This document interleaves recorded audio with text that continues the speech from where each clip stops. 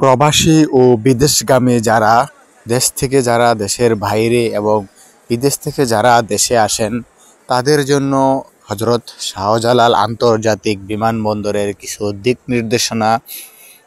হজরত শাহজালাল আন্তর্জাতিক বিমানবন্দরের দুটি টার্মিনাল রয়েছে, টার্মিনাল 1 এবং টার্মিনাল 2।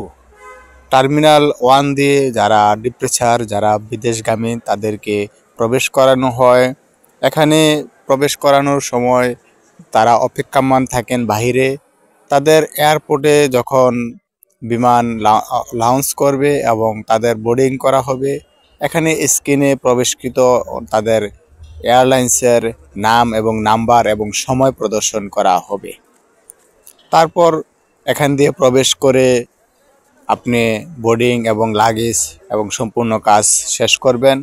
আর টার্মিনাল 2 হচ্ছে যারা প্রবাস থেকে অথবা বিদেশ থেকে যারা আসেন তাদের জন্য টার্মিনাল টু দিয়ে আপনারা আপনাদের প্রবেশ মুখ দিয়ে বের হয়ে আপনাদের গন্তব্যস্থলে আপনারা পার্কিংকৃত গাড়িতে আপনারা প্রবেশ করুন। পার্কিংকৃত গাড়ি হচ্ছে হাতের বাম দিকে।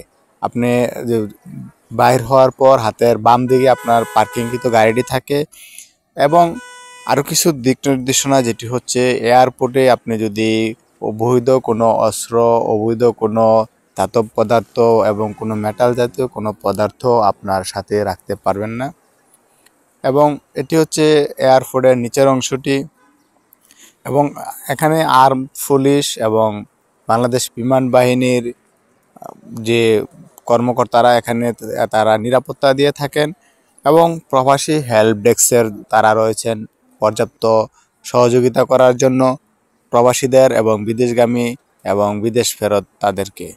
প্রবাসী হেল্প ডেস্কের তারা আপনাদেরকে খুব সার্বিকভাবে সহযোগিতা করে থাকবে এবং করে থাকেন তারা। এটি হচ্ছে এয়ারপোর্টের নিচের অংশ এবং টার্মিনাল 1-এর অংশ।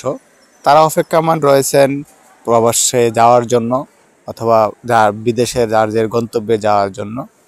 এটি টার্মিনাল 1। টার্মিনাল 1 দিয়ে বেশ কয়েকটি গেট রয়েছে প্রবেশ করার জন্য। টার্মিনাল 1-এ আপনি যে কোনো গেট দিয়ে প্রবেশ করতে পারবেন।